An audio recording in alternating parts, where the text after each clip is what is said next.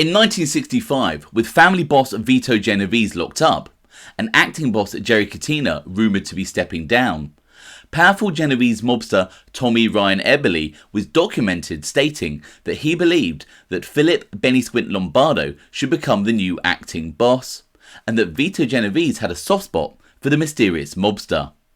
Let's check it out.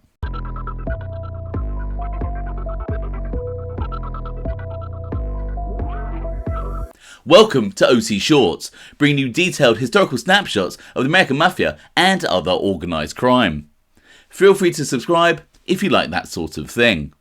Today we're going to take a quick look at mysterious mobster Philip Benny Squint Lombardo, and how he was favoured by Vito Genovese. In 1965, Vito Genovese was several years into his narcotics trafficking sentence.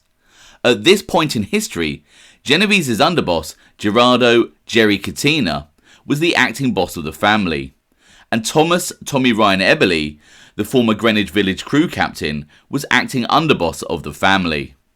However, the FBI, through an alleged informant, or perhaps more realistically an illegal wiretap, found out that Gerry Catena was considering retiring. Acting underboss Tommy Ryan Eboli was documented stating that he felt that powerful acting captain Philip Benny Squint Lombardo should be acting boss to replace Catena.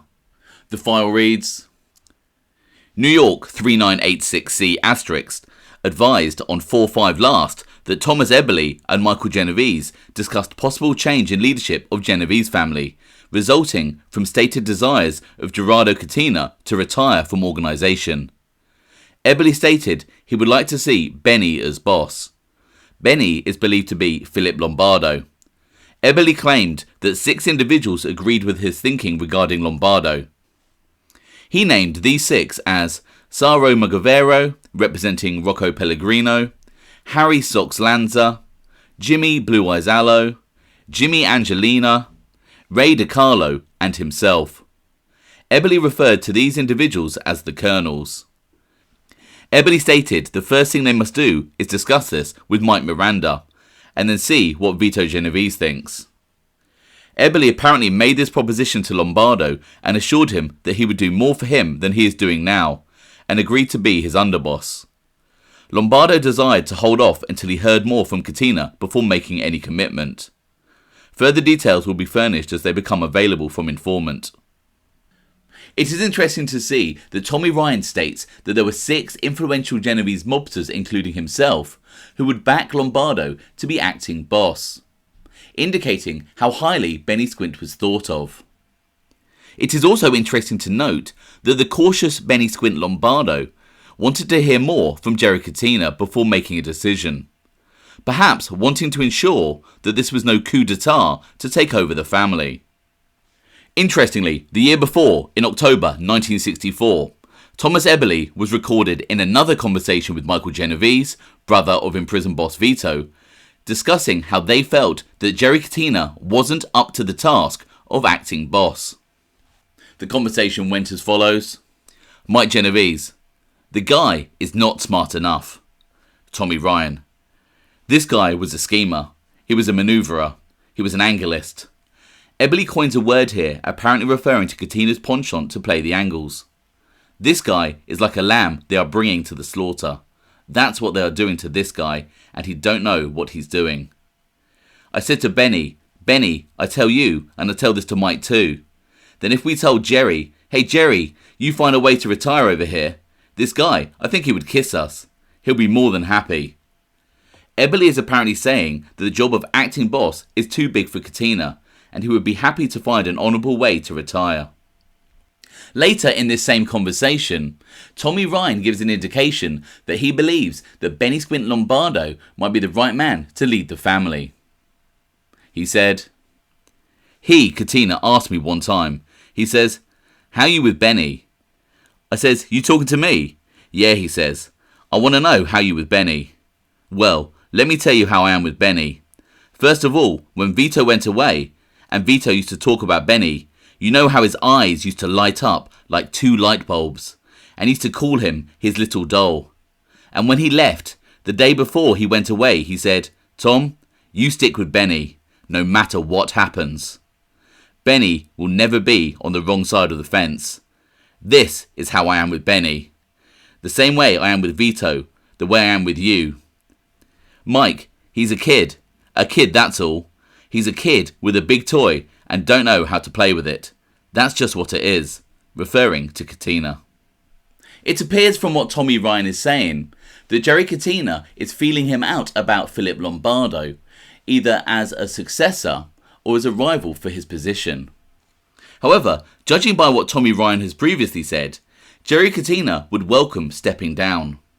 At the end of Tommy Ryan's speech, he lays into Catena, telling Mike Genovese that Gerry Catena is a kid with a big toy and don't know how to play with it.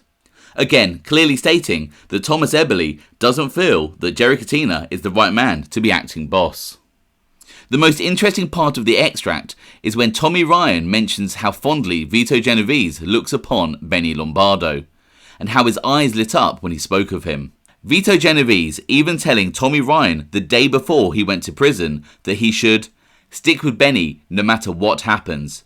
Benny will never be on the wrong side of the fence.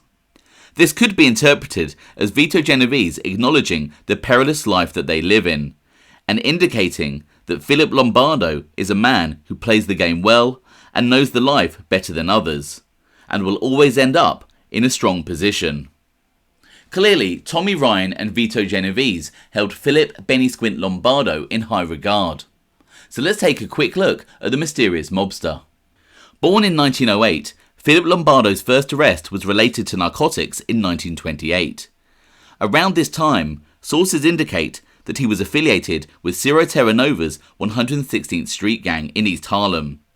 It is believed that while working under Terranova, Lombardo became friends with Michael Trigger Mike Coppola, another member of Terranova's gang. It is speculated that Trigger Mike introduced the young Lombardo to Charlie Luciano, who was a rising star in the New York underworld. It is said that Luciano took a liking to Lombardo, and sources indicate that Benny Squint served as one of Luciano's drivers. Mob historian Nev Morgan, who specialises in the life and times of Charlie Luciano, states that in around 1930, Luciano surrounded himself with a select group of gunmen who would act as his personal guards and drivers. These included Charlie Bullets Albero, Frank Cheech Livorsi, both members of Terranova's 116th Street gang, as well as Lorenzo Chappie Brescia, who was later a soldier under Mike Miranda. And completing the group of Luciano's personal guards was Philip Benny Squint Lombardo. In 1931, it is suggested that Luciano moved Lombardo, Brescia, Livorsi and Albero into the Barbizon Plaza Hotel where he lived, and they were constantly around him. In 1935, when Luciano moved to the Waldorf Astoria, these men were also accommodated at the famous hotel. I liaised with a source who knew Benny Lombardo in his later years in Florida, and he stated that Lombardo himself confirmed being mentored by Luciano at the start of his career. In the early 1930s, Ciro Terranova was demoted by Charlie Luciano and replaced by Trigger Mike Coppola. Trigger Mike officially ran the 116th Street crew for around 3 decades, and would later spend a lot of time in South Florida. Coppola's ex-wife would state that Benny Lombardo was one of the men who delivered money and messages down to her ex-husband, as seen in the following FBI file.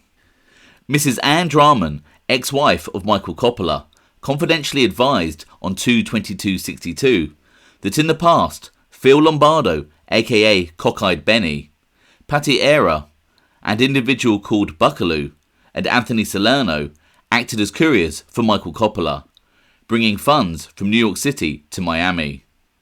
The man referenced as Buckaloo was longtime and respected Genovese mobster Antonio Buckaloo Ferro.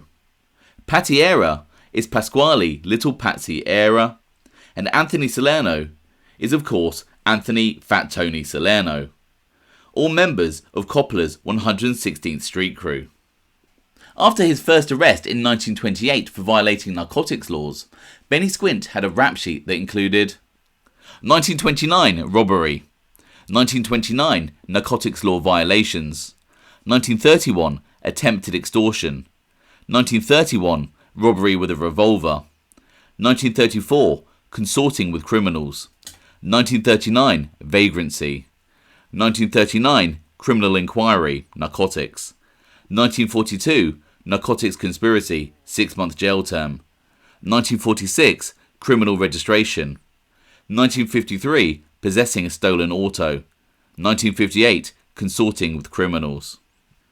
The standout arrest being in 1942 for narcotics conspiracy, where he would serve only 6 months inside.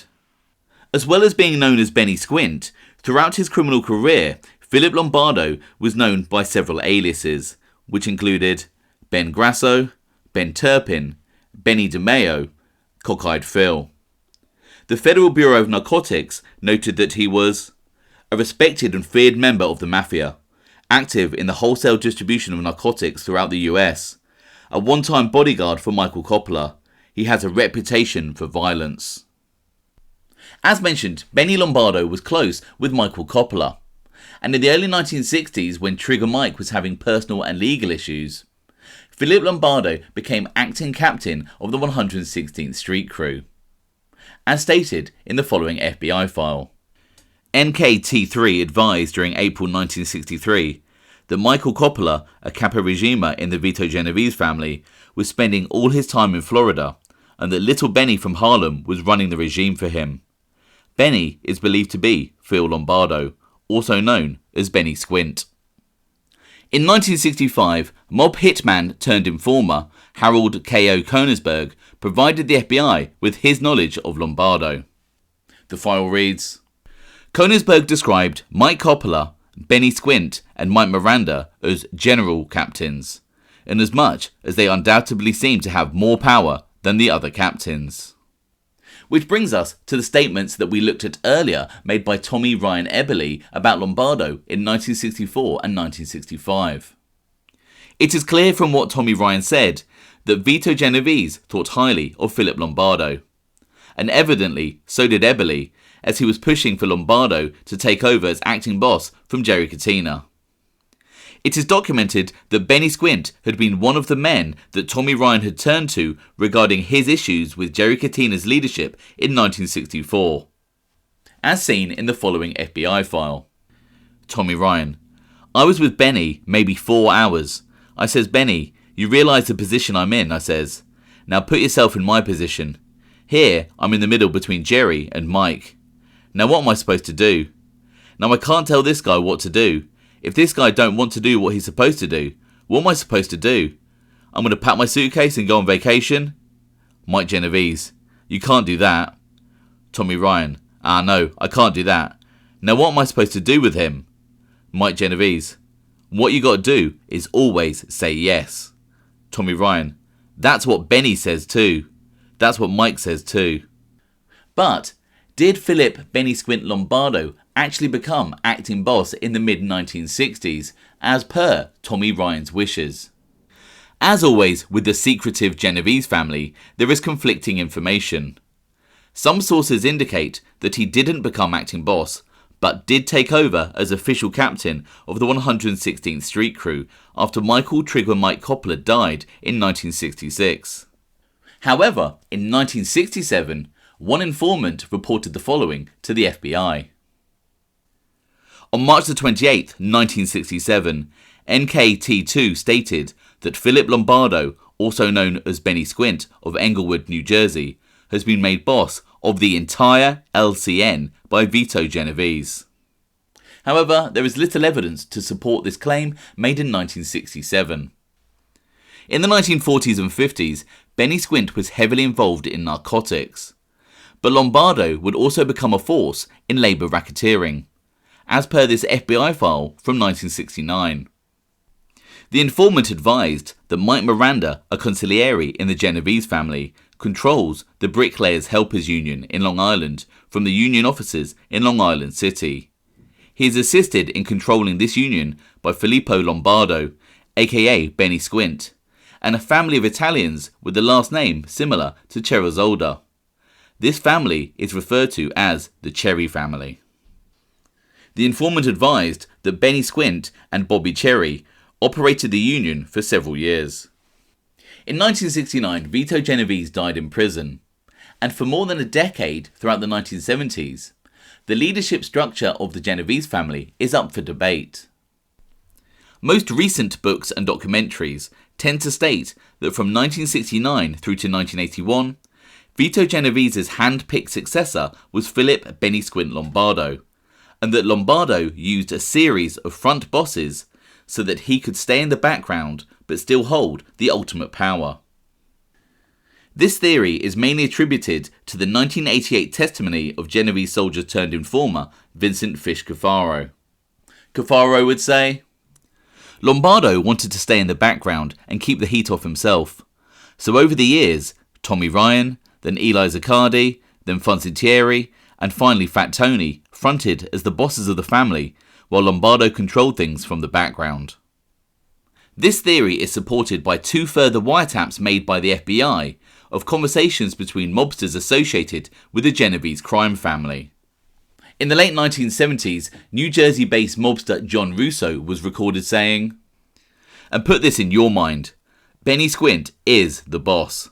Don't let anybody tell you any other expletive." John Russo's brother, Anthony Little Pussy Russo, was also recorded having a conversation about Richie the Boot trying to get approval for an acting captain. When they made Andy, first the old man tried to push it through Fonzie, to make the kid acting capo regime. Benny Squint, which is the real boss, knocked it down. He said, forget about it. Fat Tony knocked it down. The recording clearly shows Genovese mobster Little Pussy Russo stating that Benny Squint was the real boss. In 1975, Benny Squint suffered a stroke that leads some to believe that he stepped down from the role.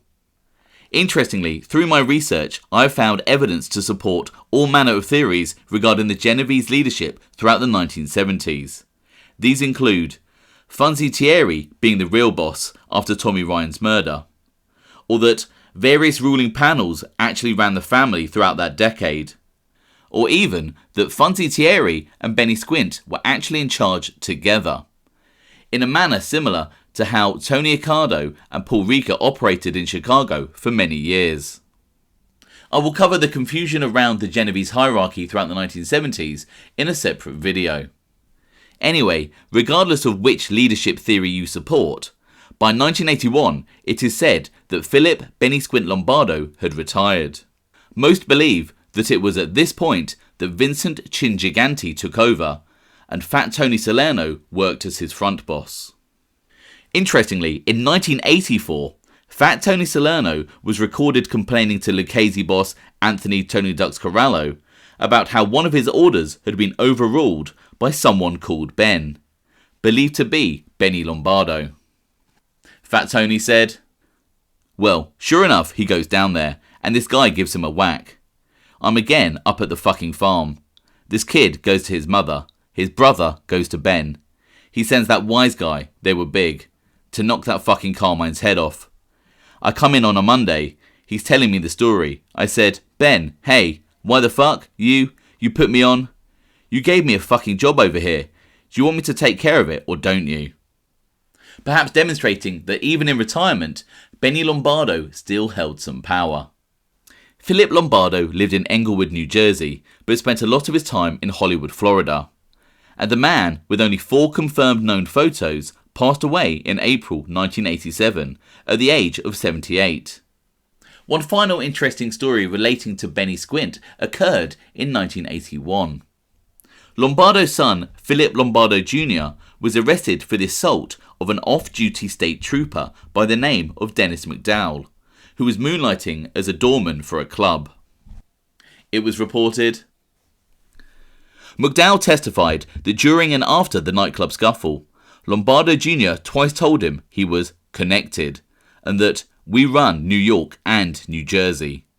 Lombardo Jr. also said if he made one phone call, McDowell would be taken care of, the trooper said. Ultimately, the charges against Philip Lombardo Jr. were dropped, but 6 men, including 2 lawyers, were indicted for trying to bribe individuals connected with the case. However, Philip Benny Squint Lombardo was never connected with any corruption relating to the incident. I hope you found that interesting. Thanks for watching.